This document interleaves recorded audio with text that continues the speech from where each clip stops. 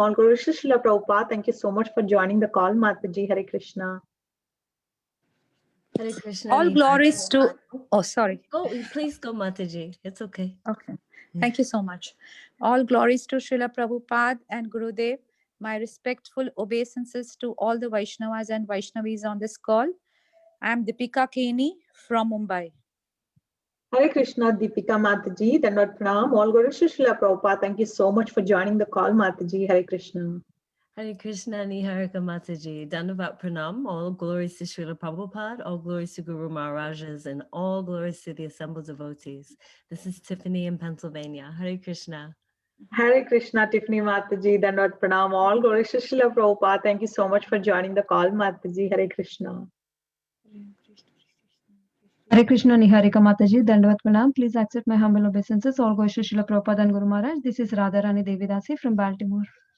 Hare Krishna, Radharani Mataji. Dandavat Pranam. All Guru Srila Prabhupada. Thank you so much for joining the call, Mataji. Hare Krishna. Hare Krishna, Niharika Mataji. All glories to Srila Prabhupada and Guru Maharajis. My humble obeisances to you and all the devotees.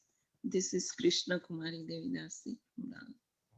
Hare Krishna, Krishna Kumari Mataji. Dandavat Pranam. All glories to Srila Prabhupada. Thank you so much for joining the call, Mataji. Hare Krishna. Hare Krishna, Niharika Mataji, Dandavat Pranam, all glories to Srila Prabhupada. This is Vinita Gandharvika Devidasi. Hare Krishna.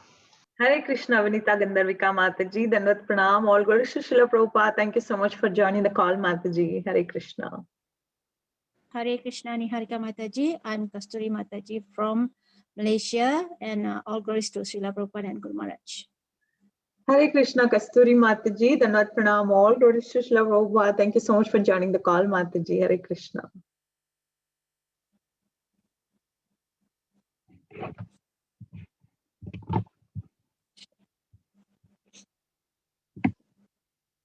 Hare Krishna. Hare Krishna, Mataji. Dandavat Pranam. All glories to Srila Prabhupada. Thank you so much for joining the call, Mataji. May I know your name, Mataji?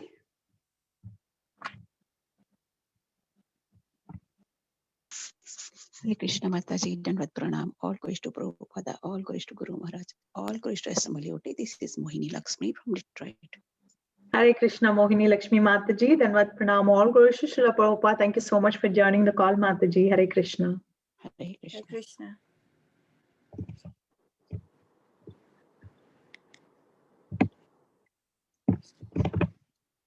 Hare Krishna Mataji, Dandavat Pranam. All glories to Srila Prabhupada, all glories to Gurudev, all glories to the assembled devotees. This is Shiromani from Krishna Kathadesh. Yeah.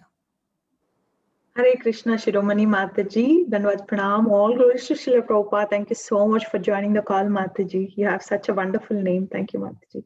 Hare Krishna.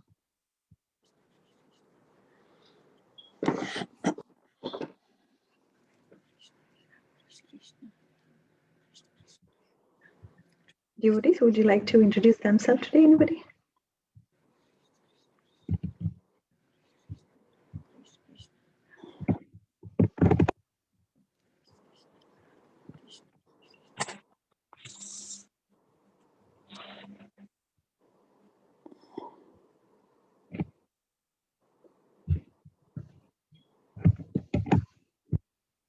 Is there anybody Hare else? Krishna.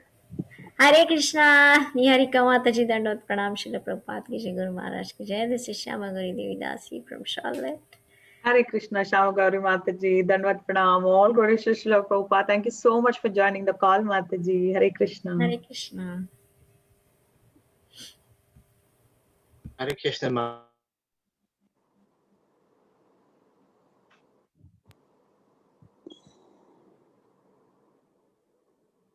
Yeah, Hare Krishna. Prabhuji, we cannot hear you. Dinabandhu Prabhu.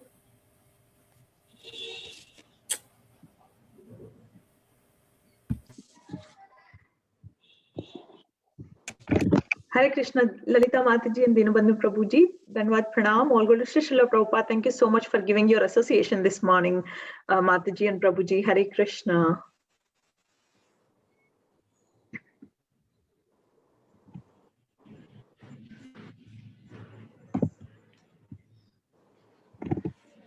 Mataji, Maharaj is here.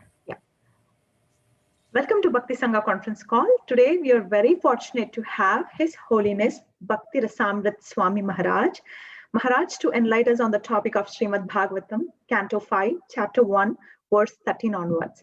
Before that, I would like to hand over the call to Praveen Govind Prabhuji for a brief introduction of Maharaja. Prabhuji, please take over the call. Hare Krishna. No introduction. No introduction, please. Sure, definitely, Prabhuji. Okay, Maharaj. Hare Dandavat Pranam. Hare Krishna Maharaj, Dandavat Pranam, all glories to Srila Prabhupada. Thank you so much for giving your valuable time and association with us this morning and enlightening us on the topic of Srimad Bhagavatam Maharaja. Please take over the call. Hare Krishna.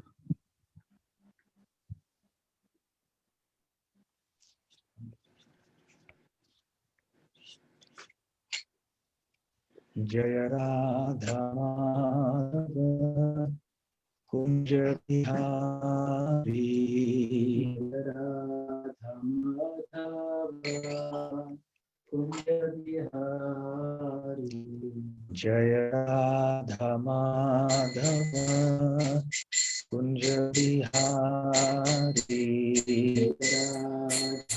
Radha Madhava Kunja Bihari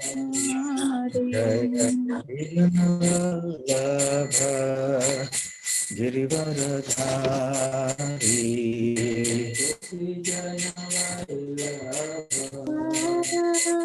Girivaradhari.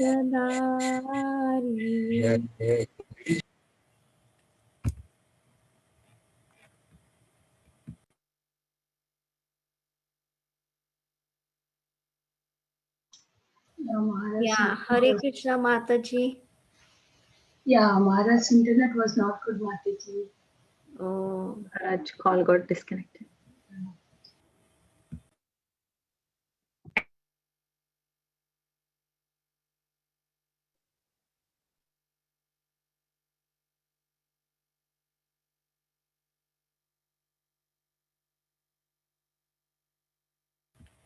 Let me call him, Mataji.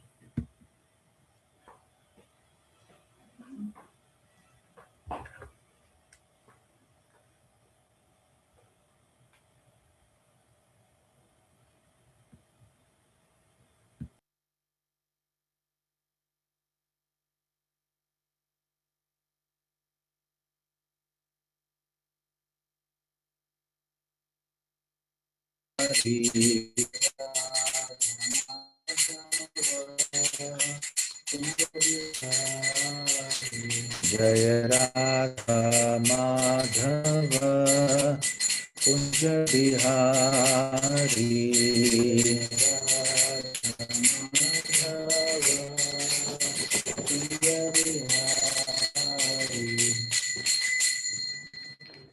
Jayam Vishnupad Paramhansa Parivrajakacharya Stotra Sat His Divine Grace Abhay Charanar Vind Bhakti Vedanta Swami.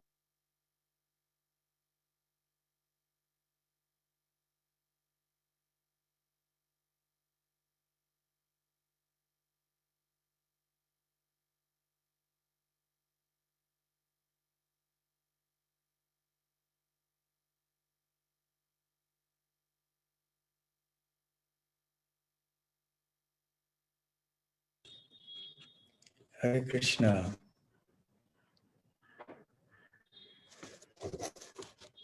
Hare Krishna. Hare Krishna Maharaj. The internet is getting disconnected. Is it at my end or your end? I'm losing you. Yeah. We can hear you, Maharaj, now. Is it And my end or you can keep your video off. That's fine. So that will help to have good internet. Yeah. We can see you, Maharaj, now.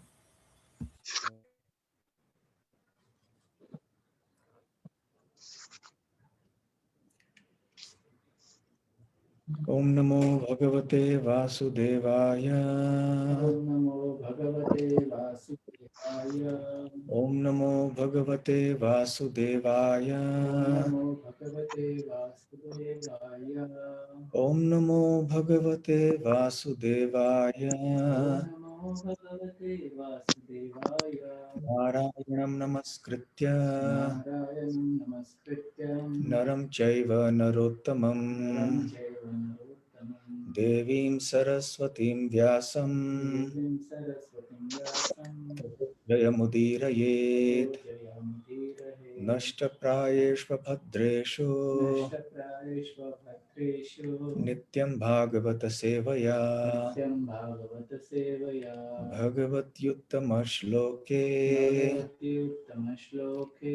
Bhaktir Bhavati Naishtiki. Bhaktir Bhavati Naistiki.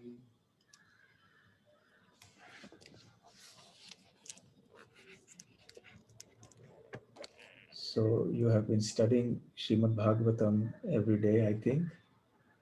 And in the course of your discussions, you have reached Canto 5, Chapter 1, and today is text 13. So I will be reciting this verse on my own, since there is a time lag. If you all do it, then there will be a time lag, so I will do it on my own and you may follow privately yourselves. Text 13, the chapter is titled, The Activities of Maharaj Priyavrata.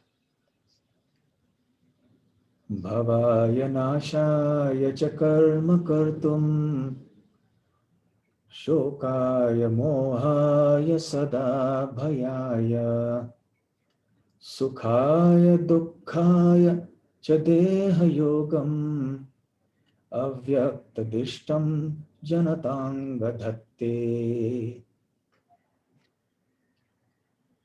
Bhavaya for birth, nashaya for death, cha also, karma activity, kartum to do, shokaya for bereavement, mohaya for illusion, sada always, bhayaya for fear, sukhaya for happiness, dukkhaya for distress, cha also, deha yogam connection with a material body, avyakta by the Supreme Personality of Godhead, affected, janata the living entities, anga O Priyavrata, dhatte accept. Translation and purport by His Divine Grace, A.C. Bhakti Vedanta Swami Srila Prabhupada. Translation.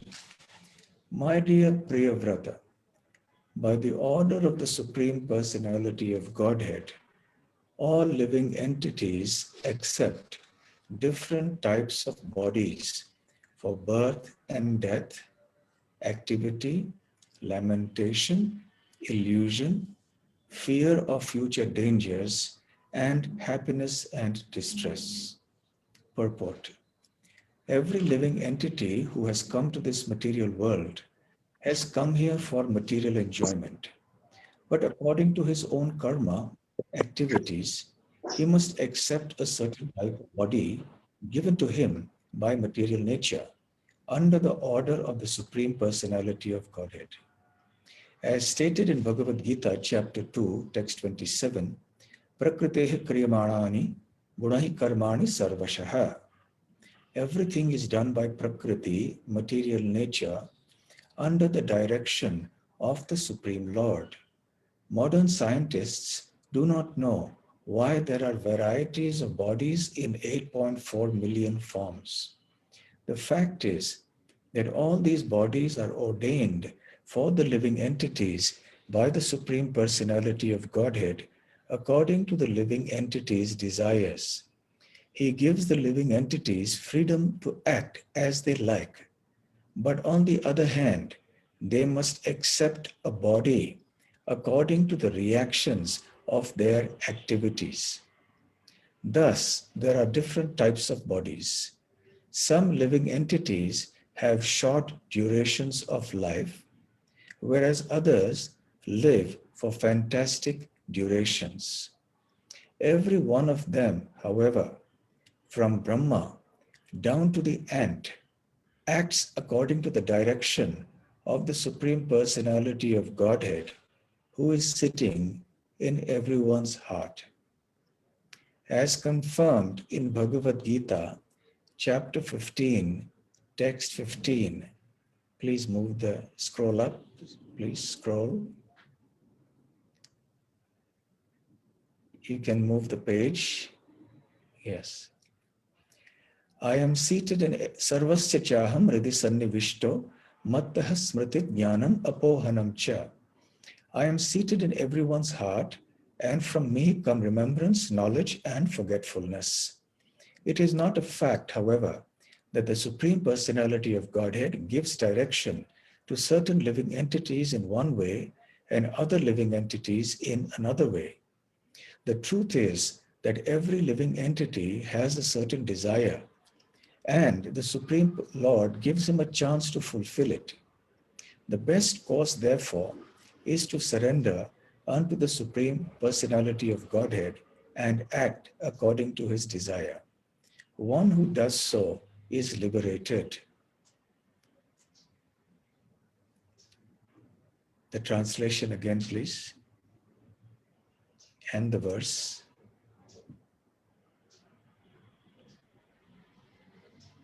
Yes. No, just the word for word and the translation.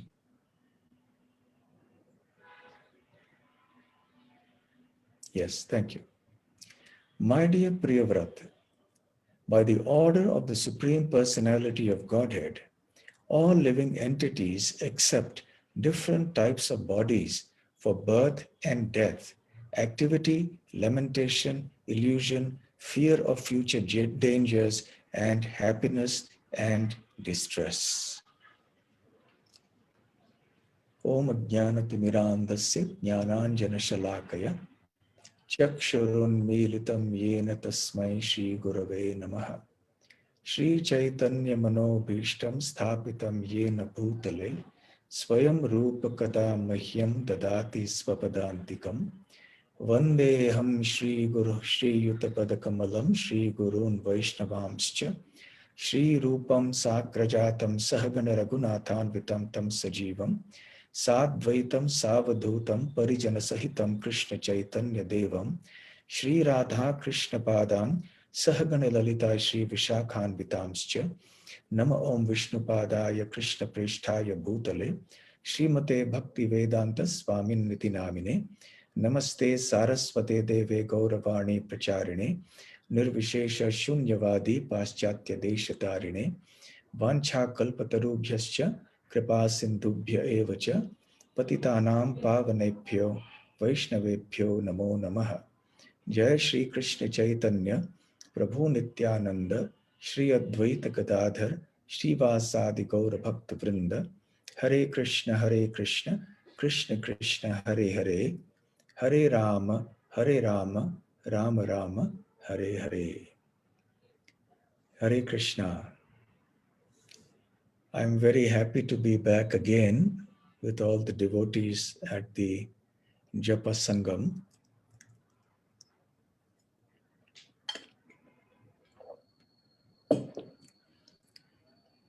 And the devotees at Charlotte, North Carolina. I think devotees have gathered from various places, if I'm not mistaken. In any case, I'm very happy to be with all of you once again. And I'm very happy that you all are systematically studying the Srimad Bhagavatam verse by verse. And in the course of your study, you have reached up to the beginning of the 5th canto. In some senses, it is a very difficult canto to understand.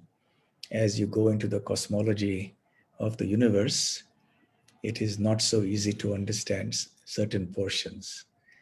But nevertheless, we should just continue studying, reading, hearing, and Krishna very kindly will give whatever realizations that he feels necessary for our understanding of the subject.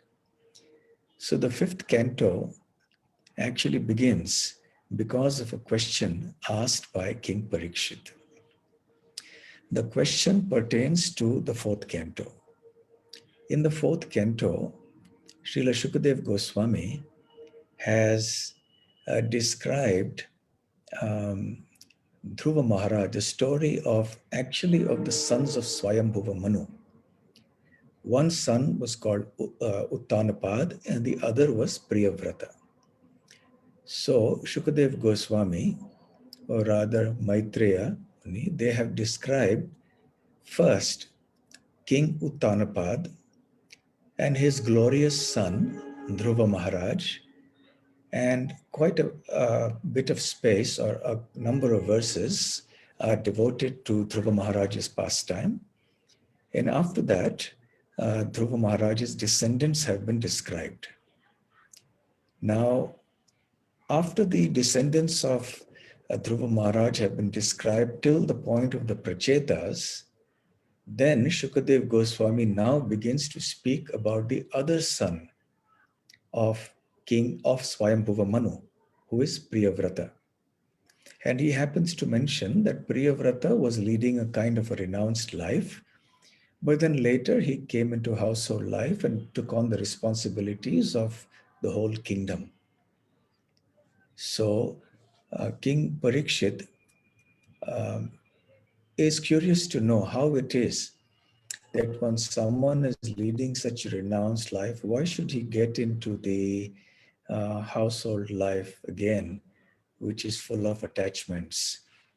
So Shukadev Goswami acknowledges the validity of this question, but then he said there are very special circumstances in which that it happened because of the request of Brahma, and we shall see as we go on that this actually happened for a very special reason. So now, when Swayambhuva Manu saw that there was nobody left now to continue taking care of the world, so he approached his son Priyavrata. But Priyavrata, being a disciple of Narad Muni, was more inclined to a renounced life. And therefore, he was not keen at all to follow the ways of his father or to follow his instructions. Swayambhuva Manu spoke to Narad Muni. Narad Muni was not so inclined either to encourage his disciple to take to worldly life, to take charge of a kingdom, and so on. But at that time, Swayambhuva Manu's father, who is also Narad Muni's father, and the guru for both of them, he agreed to Swayambhuva Manu's request, and he descended. And he descended to the planet Earth, and then he spoke to King Priyavrata. And he requested him to take responsibility for the whole kingdom. Now, what we are witnessing in these series of verses is the speech of Brahma to Priyavrata. So, having explained how the Supreme Lord actually is the one who is directing everything, controlling everything, and no one can escape the control of the Supreme Lord, he then speaks about how the different jivas, the living entities in the material world, are actually under the clutches of the orders of the material nature. And in this way, they are indirectly under the control of the Lord. Nothing is beyond the control of the Lord. So Brahma in this verse, the 13th verse of this first chapter of the 5th canto, says that the jiva or the living entity takes different bodies in this material world under the order of the Supreme Lord for 8 things, meaning that when the jiva obtains a material body, then 8 things automatically follow in relation to the material body. So therefore, he says here, bhavaya, for the sake of bhava. Bhava means to become. That means to be born. Nashaya, nasha, for the sake of nasha, which means to be destroyed. And then Brahma says, cha karma kartum, for the sake of performing certain karma, that is activity. Shokaya, for the sake of lamentation. Mohaya, for the sake of moha or illusion. Sada bhayaya, for the sake of always being fearful, bhaya. Sukhaya, dukkhaya, so for the sake of happiness and distress. Cha deha yogam, so for the jiva who has a connection, yoga means to connect, who has the connection with the deha, the material body, avyakta dishtam, who's always regulated and controlled and directed by that Supreme Lord. So Janata, that means all the living entities, Anga Dhapte. Dhapte means to accept. So, O Anga, O Priyavrata, all the living entities are forced to accept these material bodies, and then they encounter these 8 things. So then naturally the question arises, following from what Brahmaji has said to Priyavrat, now that the jiva has obtained a material body and then keeps obtaining material bodies one after the other and keeps experiencing these 8 phenomena, why does he obtain a material body in the first place? And the reason for that is given by Krishna in the Bhagavad Gita also. And all devotees who have studied even some amount of Bhagavad Gita will be familiar with this idea, that the jiva has descended into this world for the sake of enjoyment. In the 13th chapter, text 22, Lord Krishna says, Purusha prakritisthohi, Purusha prakritisthohi bhumte prakritir jair gune, karanam guno sangosya sadasat yoni janmasu. So Purusha means actually enjoyer. Prakriti means that which is enjoyed. Now, truly speaking, there is only one Purusha, who is the Supreme Lord. However, the jiva, the living entity, who is actually Prakriti by constitution, meaning that the jiva is meant to be enjoyed by the Supreme Lord, but when that jiva falsely imagines himself to be the Purusha or an enjoyer, he is also therefore called Purusha sometimes. Although one must see the distinction, that the jiva is actually the false enjoyer. Krishna, the Supreme Personality of Godhead, is the true enjoyer. So what is it that the jiva is trying to falsely enjoy? The jiva comes into this material world because he wants to enjoy independent of the Lord. So he is given a field, he is given a certain domain in which he can try to enjoy and be an independent enjoyer. Of course, that is not possible. So all the efforts of the jiva go in vain.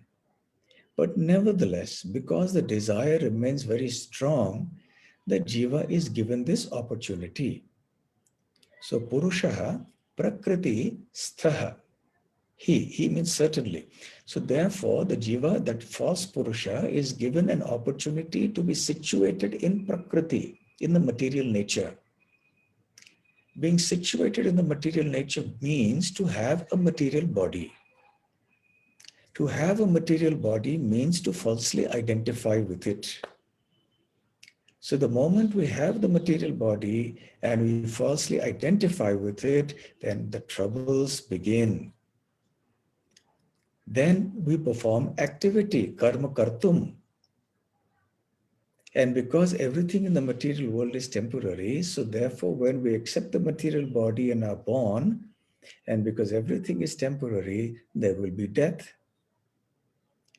And in between there is karma kartum, there is activity. And because we have performed karma, we are also forced or obliged to accept the reactions of our karma. So therefore there will be lamentation, because we will not always get what we want. We will often get what we don't want.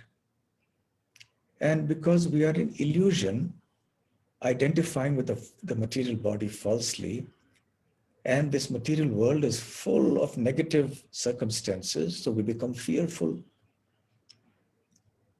And because of the karma, sometimes we get happiness, sometimes we get distress. In this way, the jiva experiences the 8 phenomena that are mentioned by Brahma in this verse.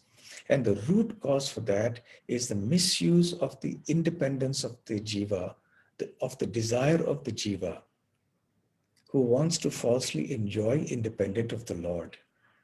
Srila Prabhupada in the purport to that verse in the Bhagavad Gita mentions that in the 2nd chapter, Krishna has spoken about how the jiva has to change bodies like we change clothes. And this happens is because we are attached to material existence. As long as one is captivated by this false material nature, one must continue to transmigrate body to body, body to body. So it is the desire to lord over this material nature that is the cause of our being put into these undesirable circumstances. Under the influence of material desire, someone is born as a demigod sometimes, or an animal or an insect sometimes as a human being. And this is because the living entity is trying to enjoy. Bhunkte prakritir jair gunair. So when the jiva tries to bhunkte means the bhoga, the enjoyment. The moment the living entity tries to enjoy the material nature, then what happens? Sad asad yoni janmasu. The living entity is forced to accept one after the other different types of janma, different types of births of bodies. Some are sat, which means like a body of a demigod. Some are asat, which means the bodies of animals, insects, and so on. And then there are bodies of humans, which are mixed, which means partly sat and partly asat. So therefore, we see in the 8.4 million species of life, there are 400,000 human species. And amongst the human species, we find a variety of levels of consciousness. We find some human beings who are very much like animals. We find some human beings who are very divine in nature. And many human beings are at varying stages in between. So this verse is very important for our understanding. Prakriti, Purushaha Prakritistohi Bhunkte Prakritir Jairgune. Karanam Gunasangosya. So the cause of this is that the living entity is identifying with the gunas, the 3 modes of material nature. So in this way, the jiva that is situated in the material nature is influenced by the 3 modes, sattva, rajas, tamas, and is pressurized or forced to act in a certain way under their influence, and thus gets different types of bodies again and again and again. Now, Srila Sridhar Swami, in the commentary to this verse, makes some interesting points. He says that actually the soul does not contact the material body, but the contact is fabricated through ignorance, that is through false ego. So the identification of the soul with the body is a fabricated one, which means it's an imaginary one. Truly speaking, the soul never comes in contact with the material body. The soul is always Satchidananda. But the soul falsely imagines itself to be the material body.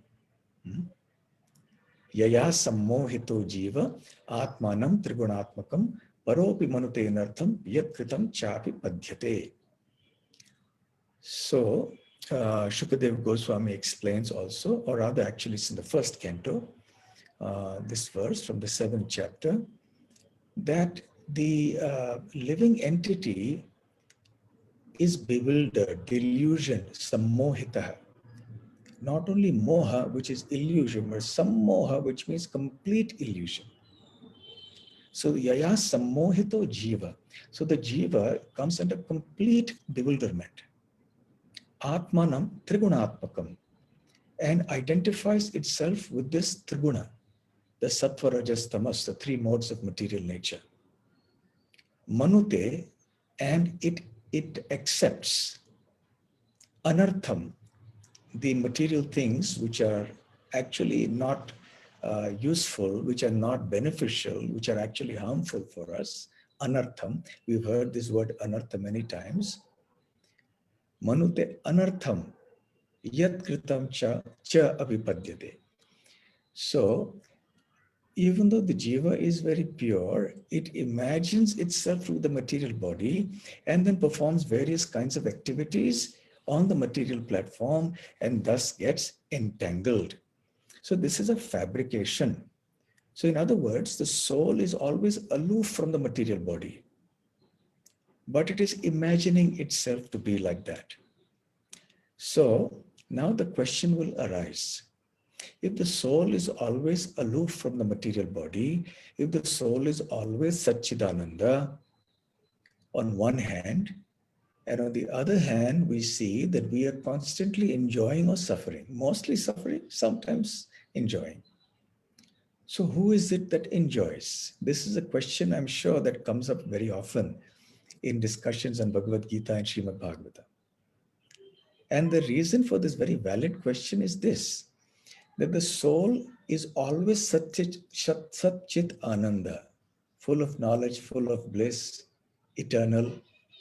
The soul can never be suffering actually. On the other hand, the material body is dead. It is not conscious. And also there is enjoyment and suffering going on. So who is enjoying? Who is experiencing the enjoyment? Who is experiencing the suffering? So the answer, and Srila Sridhar Swami explains that in this, it is not the soul that enjoys or suffers the experiences of this world. The soul is always aloof. Then who enjoys? Who suffers? It is the mind. It is a mind that experiences these sufferings and enjoyments in this world. Then what is the soul doing? The soul is imagining itself to be the body, and then it imagines that it is suffering, much like a dream. So in a dream, we may have a bad dream sometimes, and we may suffer. We may have a good dream sometimes, and we may enjoy. But either way, it is not I who am suffering. It is a false suffering or a false enjoyment, because it is only in the dream that it is happening. Another example that may be given is of a movie. Somebody may be sitting in front of a movie, and if it is like a horror movie, then the person watching the movie will feel great fear. If there is a happy scene going on, the person watching the movie also feels happiness. If it's a very sad scene, the person watching the movie may also shed tears of sorrow. In this way, according to what is going on in the movie, the observer of the movie undergoes similar experiences. Why so? Because the observer is identifying with the movie. The observer becomes so absorbed in the movie that he or she forgets that actually the movie is just something imaginary. The movie is not reality. It's just some things being shown on a screen. But because the observer falsely identifies with what is going on that imaginary platform, so therefore he or she shares in the enjoyments and sufferings that are depicted there in that movie. In other words, therefore, the problem is with the mind. The experiences are going on in the mind. So therefore, accepting, rejecting, sankalpo, vikalpo, manaha. So this accepting and rejecting is going on at the level of the mind. The soul is aloof. So the soul's problem only is at one point. that it identifies with the material body. Manute pi anartham. It imagines that I am this material body, I am this material mind. So when the movie is over, then the person he emerges from the movie and back to his normal life. So this is the nature of how the so-called enjoyment and suffering is going on. And because of that imaginary identification, the mind induces the intelligence and the senses to act in certain ways to avoid suffering and to increase enjoyment. Then that generates karma, which implicates one further in the cycle of karma. And then that goes on to the cycle of birth and death. So another question may be asked then. If the soul is Satchidananda, it is fully conscious, and in the material world, the soul is actually aloof from the material body. It is not the soul that experiences the happiness and distress. It is actually the mind that is going through, the material mind. Then can the soul suffer and enjoy at all? Can the soul enjoy happiness? Yes, indeed it can. It does. That is its constitutional position. But that enjoyment of the soul is only on the spiritual platform, not on the material platform. So long as the soul is under the clutches of the illusory energy of Krishna, the soul is not able to understand its own spiritual nature, is not able to relish and taste that higher spiritual happiness. But when, by hearing from authority, Srila Prabhupada concludes that verse today by speaking about the importance of hearing from authority. So when the living entity hears spiritual instructions from the proper authorities, then he understands what is to be done, what is not to be done, and then gradually uplifts himself or herself beyond the three modes by performing Krishna conscious activity, which is on the transcendental platform. Then the soul is able to cut off that imaginary connection, that fabricated connection between itself and the material body. And now the soul is relishing relationship with Krishna. So the soul is meant to enjoy that happiness. That is the ananda. That is the constitutional position of the soul. So the soul does enjoy, but only on the spiritual realm. When the soul comes into the material realm and comes under the clutches of Maya, then the soul doesn't enjoy or suffer anymore. It just remains in a dream state. So Krishna consciousness means to wake the sleeping souls to the ultimate reality of serving and loving Krishna. Therefore, Chaitanya Mahaprabhu has said, Jiva Jago, Jiva Jago. He's telling the different living entities. So, oh living entity, please rise, please rise. So Chaitanya Mahaprabhu's instruction to all of us to awaken, Gora Chanda Bole, Koto Nidra Yao Maya Pishachira Kole. So you are sleeping in the lap of the witch Maya. So Gauranga Mahaprabhu is saying, oh sleeping souls, wake up, wake up. You are meant to enjoy a higher happiness. You are not meant to enjoy and suffer and to go through these 8 experiences of bhava, nasha, karma, shoka, moha, bhaya, sukha, dukkha, etc. You're not meant to go through these 8 experiences. You're only meant for the ananda of love of Lord Krishna. So therefore, this process of bhakti yoga is described. In the verse from the Bhagavatam that I cited, Yaya sammohito jiva atmanam trigunatmakam, the very next verse says, Anarthopashamam sakshat bhakti yogam adhokshaje lokasya janato vidvams chakre satvata samhitam. in which means that anartha, that means all these unwanted things, upashamam, it is mitigated or destroyed, sakshat, directly, bhakti yogam adhokshaje, by the process of bhakti yoga to adhokshaja. Adhokshaja is another name for Lord Krishna. So simply by the process of bhakti yoga, all the misunderstandings because of which we have to go through these 8 experiences is destroyed. But unfortunately, lokasya ajanataha, the common people do not know this. Therefore, Vidvan, who is Vedavyas, Vyasadev, the greatest scholar, Chakre, he has compiled Satvata Samhitam, this very pure transcendental literature, the Srimad Bhagavatam.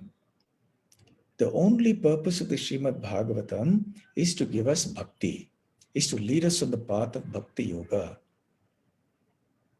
So therefore, by regularly reciting and hearing Srimad Bhagavatam, and it is very nice that all of you are doing it every day in the morning, you are hearing and reciting Srimad Bhagavatam, then by following this process of bhakti yoga, reading and hearing Bhagavatam, chanting the Hare Krishna Mahamantra regularly every day, then what will happen? Anartha upashamam sakshad.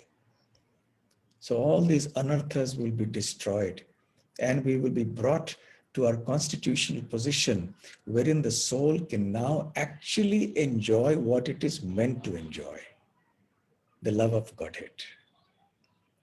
Okay, so I will stop here. Are there any questions?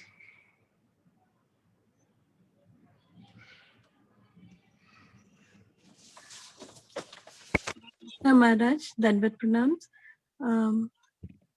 Maharaj, I just have one question. You said at the soul level, the soul can enjoy because it's Sachidananda.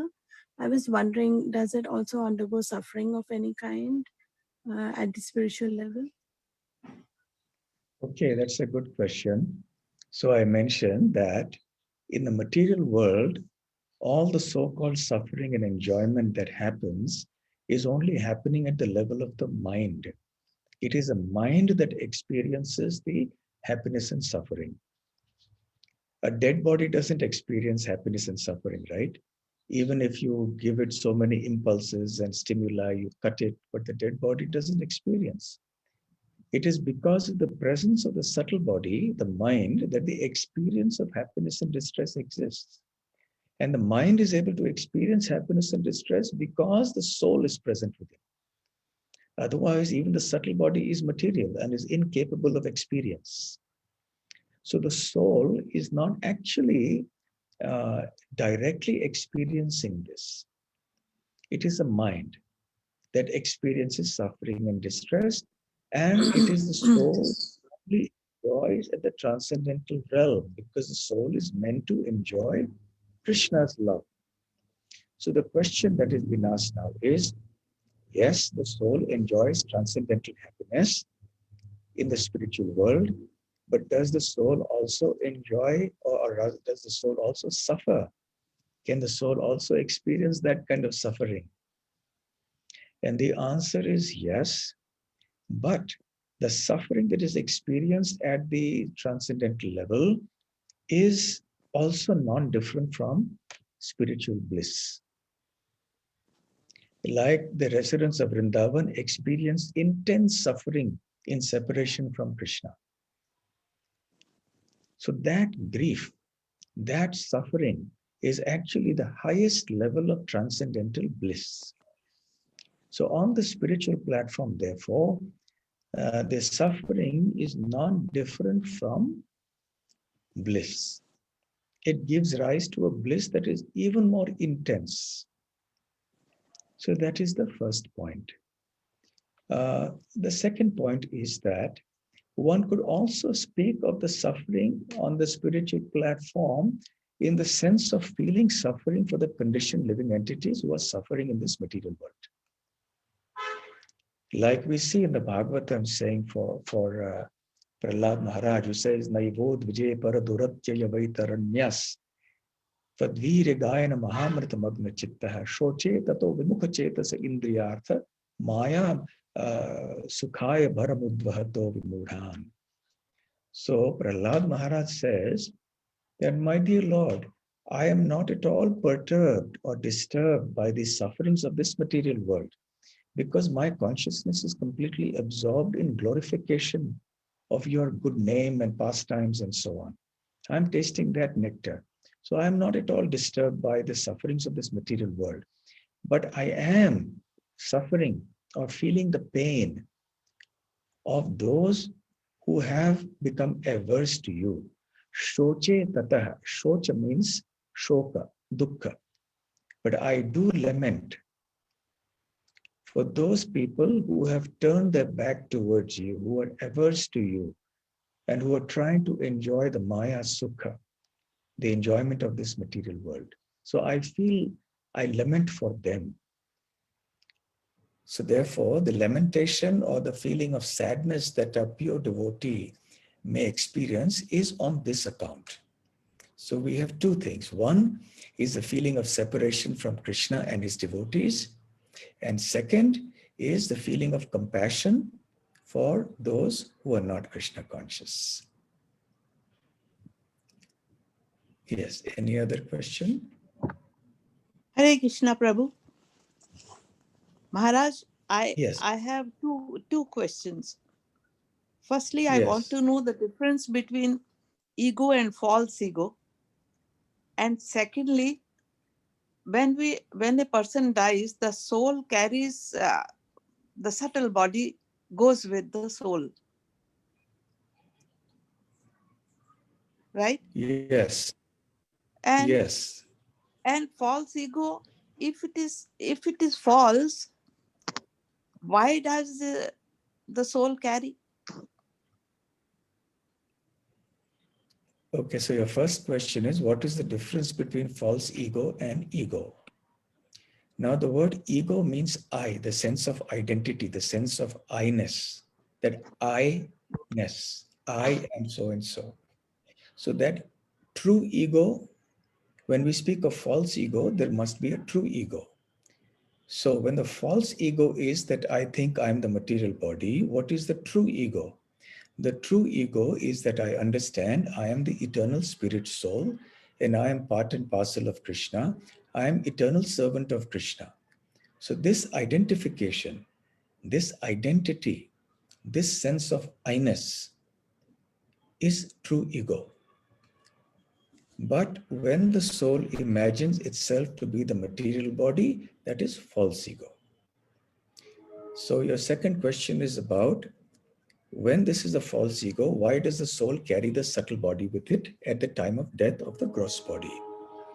The answer is that the subtle body is the vehicle through which the living entity is experiencing the enjoyment, so-called enjoyment of this world. So because the material body can last only for a short period, when this material body is no longer a suitable place to try to enjoy this world, the subtle body, under the laws of nature, is forced to leave that material body and take the soul to another suitable body under the laws of karma. So the subtle body will remain with the jiva so long as the jiva is under the clutches of false ego. But when the jiva restores itself to its original consciousness, comes out of the dream state of material consciousness, then the subtle body is left behind, it is destroyed, and the pure jiva goes to the spiritual world. Okay, one final question. Maharaj, those who are on the higher platform, even in ISKCON, don't you think that they too have false ego?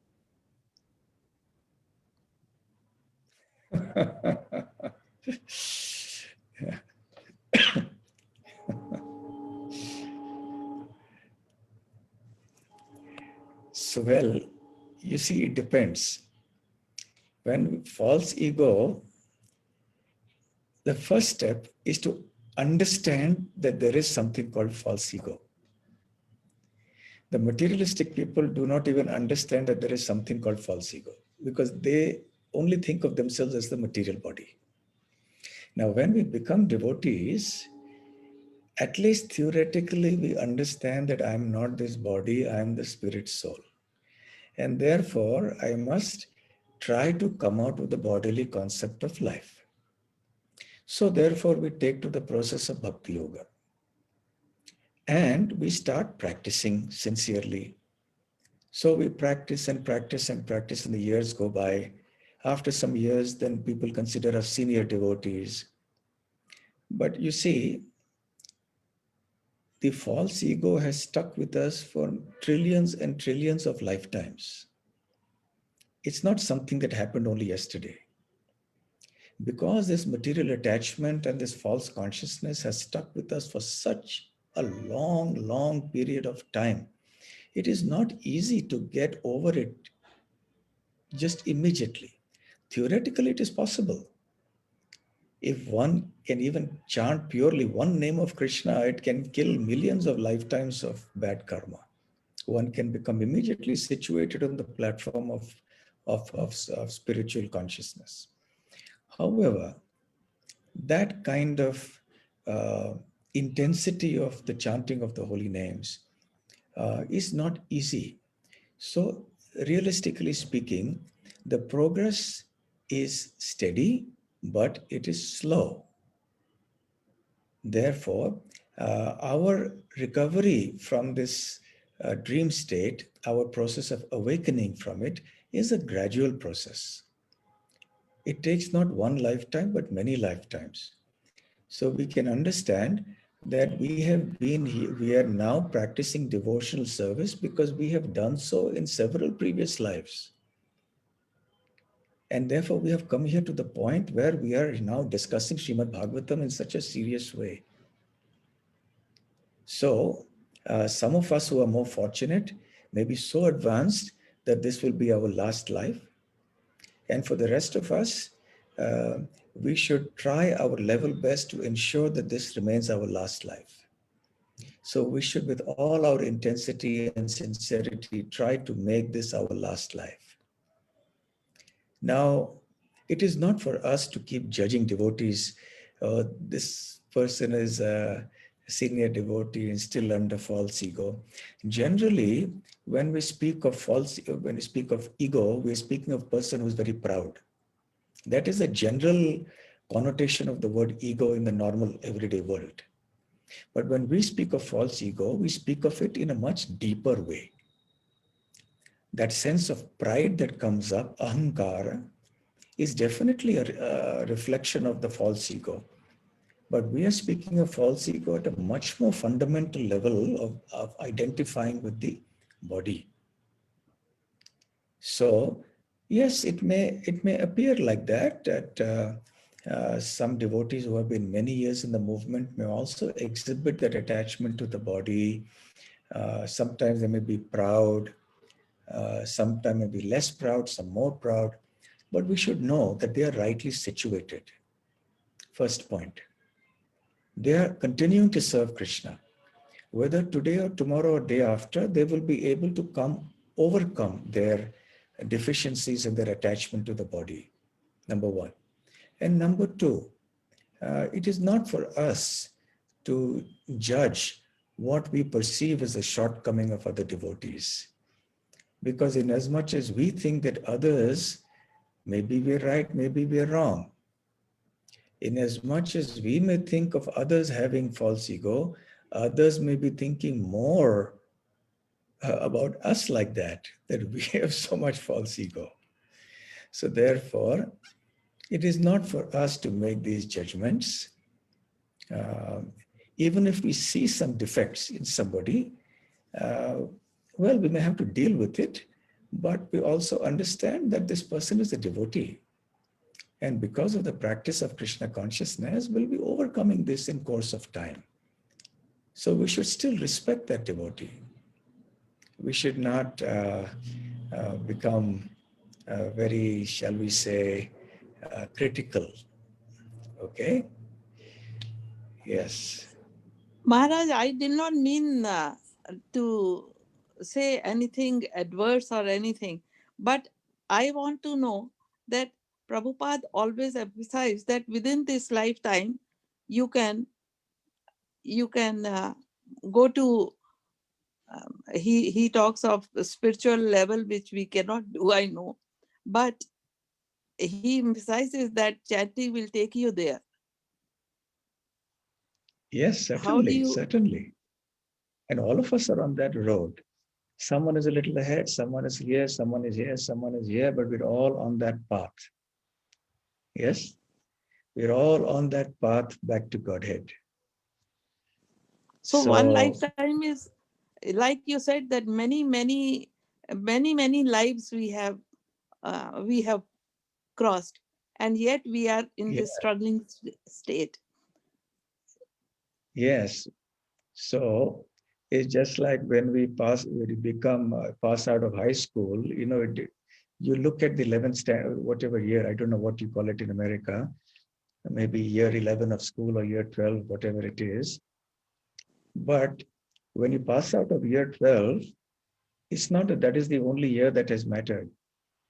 You've had to put through many years before you reach year 11 or 12. And then only can you pass from your high school and go to university.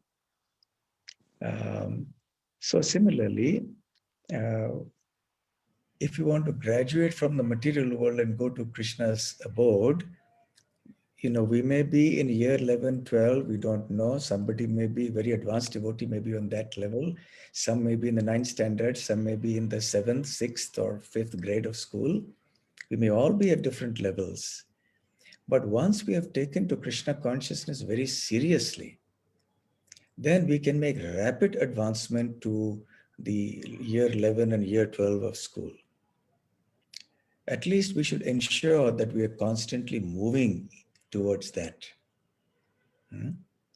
We need not worry too much about whether I am in year 7 or 8 or 9 or 10. You know, the important thing is that we should focus on the positive side of it, that here is a wonderful process that is given to us to perfect our lives.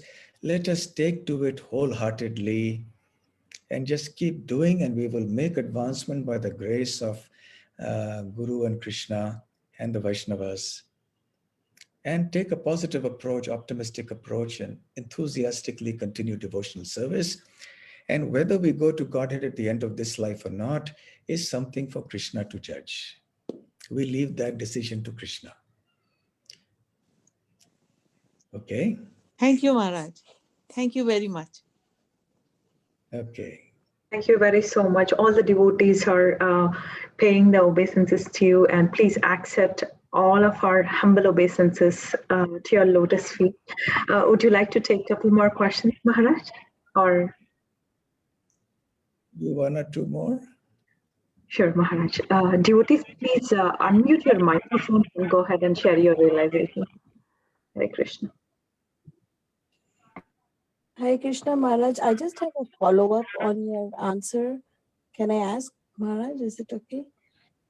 Yes, surely. Maharaj, you were mentioning of the Jiva Daya, the compassion for the living entities to go back to Godhead.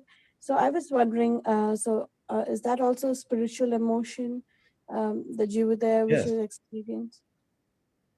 Yes, for a pure devotee, when one has, you see, again, there are gradations. It's a gradual process. Even in the mode of goodness, there is compassion. The compassion is a sattvic quality. So even those who are not devotees of Krishna, if they have some degree of sattva guna in them, they will also feel compassion for others. But when one comes on the spiritual platform, one's compassion becomes completely spiritualized. So there is a difference between material compassion and spiritual compassion. So compassion becomes perfect when it is seen in relationship to Krishna consciousness. Because we understand that this is the ultimate compassion, this is the ultimate welfare for all living beings. So when we become devotees, we bring in a certain amount of sattva guna with us. So we all have some degree of, compassion for those who are suffering. But when we become devotees, we understand that real compassion means to give them Krishna consciousness. So as we advance in Krishna consciousness, the spiritual component of our compassion becomes deeper and deeper and deeper. And even the quantity of our compassion, the quality of our compassion goes on increasing. And on the completely transcendental platform, of course, one is fully compassionate. So as devotees, we also feel that compassion towards those who are not devotees. We see suffering, we are unhappy when we see people suffering. So then we try to see that we give them Krishna consciousness. And for a devotee, a great source of happiness is to see other people taking happiness and Krishna consciousness. So when a new person takes to Krishna consciousness and becomes joyful, there is nothing more joyful for a devotee than to see that. We become very happy to see other people becoming happy in Krishna consciousness. Yes? Sure, Maharaj. Thank you so much. So when a devotee is becomes completely spiritual, when the soul realizes its true position and it sheds the material mind and senses. I've also read, Maharaj, that Prabhupada says that yes, there is mind and senses in the spiritual world, but they are totally spiritual. So do they develop a spiritual mind, or is it purified? And that's how it goes back? Or, I was not sure of that. There are three levels of senses that we have. One is the gross senses, the senses of the gross body and the subtle body, of the gross body. We have the ears. This is a sense. It's called Jnanendriya, knowledge acquiring senses. We gather information of the world around us through these senses. The ears, the eyes, the nose, the tongue, the skin. So these are gross senses, the senses of the gross body. And we utilize them to gather information. Now, does a dead body gather information, even though the dead body has ears and eyes and tongue and skin? No, because the subtle body is no longer there. So the subtle body has its own senses. The sense of hearing, the sense of sight, the sense of taste, the sense of touch, the sense of smell. They exist in the subtle body as well. So the gross body senses are receptacles, and then it is the subtle body senses that actually experience. So we hear some nice music, the sound goes in through the ears, and the experience is in the mind, the subtle hearing sense of the mind. So that is the second level of the senses of the subtle body, which is also material. But those subtle senses are also able to function only because the soul is present there. And the soul also has its own senses. The soul can hear, taste, touch, smell, feel, everything. But those senses are asleep, so to speak. Just like when we are asleep and we're experiencing something in a dream, our senses of the gross body are inactive, but the mind is active. So the physical senses are asleep, so to speak. Only the subtle body is active. So in a sense like that, the subtle soul is inactive.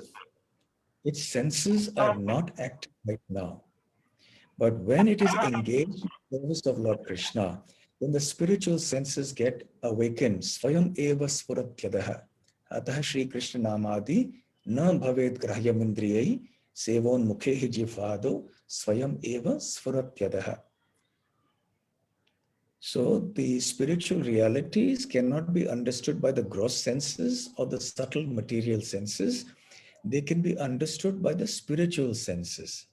The spiritual senses can be awakened when we serve Krishna through our gross material senses and our subtle material senses.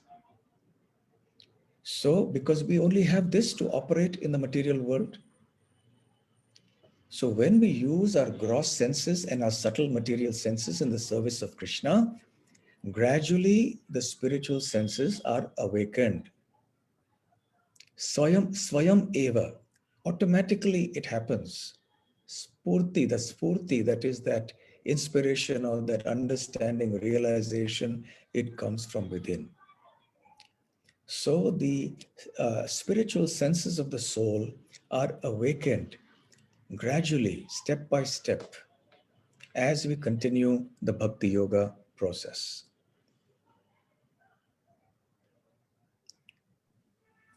Thank you so much, Maharaj. My humble obeisances. Thank you so much. Devotee, Maharaj, is that okay? We have one more question, or just wanted to check with you. Yeah, you can ask. Thank you. Thank you, Maharaj. Devotees, please unmute yourself, your microphones, and please go ahead with the question or the realization that you want to share. So, Maharaj, please accept my humble obeisances. This is Abhiram Sakadas from Charlotte. Maharaj, continuation of the same question. So, do we have subtle mind also? And if yes, who has a desire to enjoy in this material world? Is it a material mind or a subtle mind? Okay, Hare Krishna, Abhiram Sakha. I have fond memories of being with you in 2010 in Charlotte at your home. I stayed in your home and you arranged many nice programs, and I hope you're all well there. And also your programs are going on very nicely. So your question is, who enjoys the subtle mind or the material mind? Well, you see, the subtle mind is the material mind. I talked about 3 levels of senses, yes? The senses of the gross body, the senses of the subtle body, and the senses of the soul. So, the subtle mind, we are talking about the mind of the material body, which is part of the subtle body, mana, buddhi, ahankar, that subtle body. So the everyday experiences of happiness and distress that we go through, the 8 experiences that Brahmaji speaks about in the verse that we discussed today, that is experienced by the subtle mind. The mind is subtle. It's a part of the subtle body, which is material.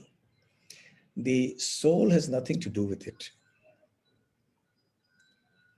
The soul also has its own mind. It has its own intelligence, its own sense of hearing, sight, touch, and everything. But these are lying dormant. And by the process of Bhakti Yoga, they will get awakened.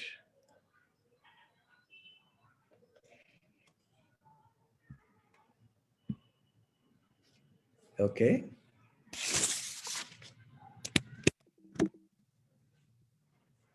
Hare Krishna Maharaj. Thank you very much for a beautiful class and nice explanation of all the questions.